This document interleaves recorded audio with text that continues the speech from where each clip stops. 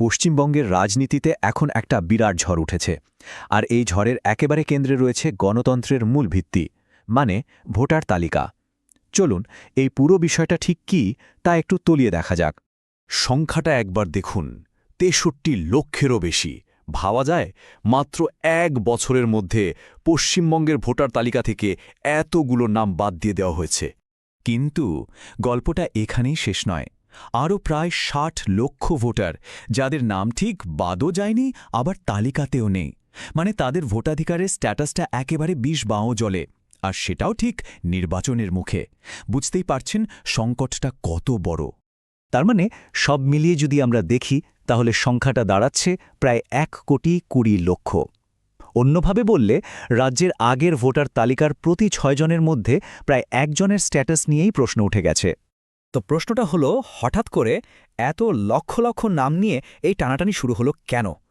এর পেছনের কারণটা বুঝতে হলে আমাদের নির্বাচন কমিশনের একটা বিশেষ প্রক্রিয়া সম্পর্কে জানতে হবে। আসলে ভারতের নির্বাচন কমিশন বা ইসিআই ২০০২ সালের পর এই প্রথমবার পশ্চিমবঙ্গে একটা বড়সড় তালিকা সংশোধনের কাজে হাত দেয়। এই প্রক্রিয়াটার নাম দেওয়া হয় স্পেশাল ইন্টেন্সিভ রিভিশন বা সংক্ষেপে এসআইআর। বলা হয়েছিল এর উদ্দেশ্য হল একটা ত্রুটিমুক্ত বা বিশুদ্ধ ভোটার তালিকা তৈরি করা।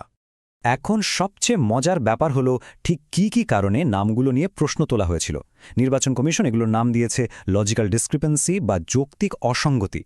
যেমন ধরুন, নামের বানানের সামান্য ফারাক, বাবা মায়ের সাথে সন্তানের বয়সের হিসাবে গরমিল, এমনকি ভাবুন ২০ বছর আগে ডেটা এন্ট্রি করার সময় যে ভুল হয়েছিল সেই সব কারণও দেখানো হয়েছে।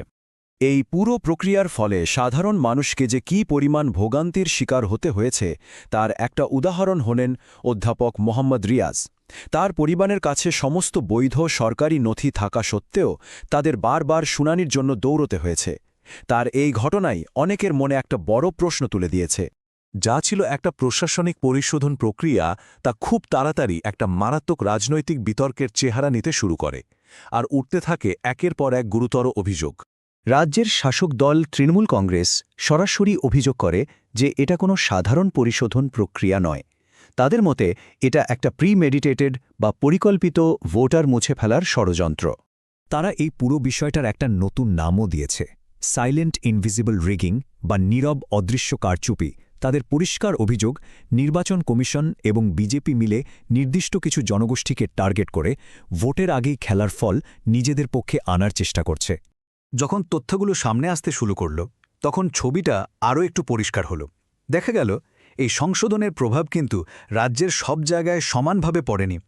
বিশেষ করে বাংলাদেশ সীমান্তবর্তী যে জেলাগুলো, সেখানেই বিচারাধীন ভোটারের সংখ্যাটা সবচেয়ে বেশি। আর এই ডেটাটাই কিন্তু রাজনৈতিক বিতর্কের একেবারে কেন্দ্রে। দেখুন, মুর্শিদাবাদ বা মালদার মতো জেলা, যেখানে সংখ্যালঘু জনসংখ্যা তুলনামূলকভাবে অনেকটাই বেশি, ঠিক সেই জায়গাগুলোতেই লক্ষ লক্ষ ভোটারের নাম পেন্ডিং বা ঝুলে রয়েছে। তো যখন লক্ষ লক্ষ মানুষের ভোটাধিকার নিয়ে এত বড় একটা প্রশ্নচিহ্ন তৈরি হয়, তখন স্বাভাবিকভাবেই বিষয়টা দেশের সর্বোচ্চ আদালত অর্থাৎ সুপ্রিম কোর্ট পর্যন্ত গড়ায়। সুপ্রিম কোর্ট বুঝতে পারে যে পরিস্থিতিটা আর একটা সাধারণ প্রশাসনিক আপডেটের মধ্যে সীমাবদ্ধ নেই, ব্যাপারটা নিয়ন্ত্রণের বাইরে চলে যাচ্ছে। তাই আদালত সরাসরি হস্তক্ষেপ করে এবং এই পুরো যাচাইকরণ প্রক্রিয়ার রাশটা কার্যত নির্বাচন কমিশনের হাত থেকে নিজের হাতে নিয়ে নেয়। আদালত যাতে একটা ন্যায্য শুনানি হয় তা নিশ্চিত করতে পরপর বেশ কিছু গুরুত্বপূর্ণ নির্দেশ দেয়। যেমন, অন্য রাজ্য থেকে নিরপেক্ষ জুডিশিয়াল অফিসার নিয়োগ করা হয়, কমিশনের পর্যবেক্ষকদের চূড়ান্ত রায় দেওয়ার ক্ষমতা কেড়ে নেওয়া হয়, আর খুব জরুরিভাবে আধার কার্ড বা মাধ্যমিকের অ্যাডমিট কার্ডকে বৈধ প্রমাণ হিসাবে মেনে নেওয়ার নির্দেশ দেওয়া হয়। বেশ, তাহলে আদালতের নির্দেশের পর এখন পরিস্থিতিটা ঠিক কী? নির্বাচন তো দোরগোড়ায়। পশ্চিমবঙ্গের মানুষের জন্য এর অর্থ কী? আর সবচেয়ে বড় কথা, যাদের নাম নিয়ে এখনও প্রশ্ন রয়েছে তাদের সামনে পথটা কী?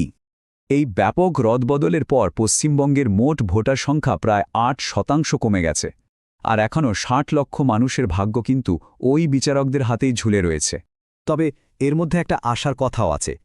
এই তালিকাটি কিন্তু ফাইনাল নয়, এটাকে ডাইনামিক বলা হচ্ছে। তার মানে হল, মামলা নিষ্পত্তি হওয়ার সাথে সাথেই নতুন করে পরিপূরক তালিকা বা সাপ্লিমেন্টারি লিস্ট বেরোবে। ওই ৬০ লক্ষ মানুষের জন্য এটা আক্ষরিক অর্থে এখন সময়ের বিরুদ্ধে একটা দৌড়। তাহলে সাধারণ নাগরিক হিসেবে এখন কি করণীয়? কয়েকটা খুব স্পষ্ট পদক্ষেপ রয়েছে।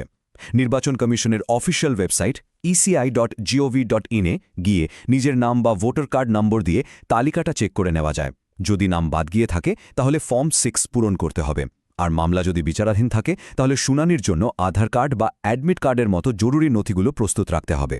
সবশেষে পশ্চিমবঙ্গের এই পুরো ঘটনাটা আমাদের সবার সামনে একটা খুব জরুরি এবং মৌলিক প্রশ্ন রেখে যাচ্ছে। একটা নিখুঁত বা ত্রুটিমুক্ত ভোটার তালিকা তৈরির লক্ষ্যের সাথে প্রত্যেক যোগ্য নাগরিকের ভোট দেওয়ার যে মৌলিক অধিকার, এই দুটোর মধ্যে ভারসাম্যটা ঠিক কিভাবে রক্ষা করা হবে, এটা নিয়ে ভাবার সময় এসেছে।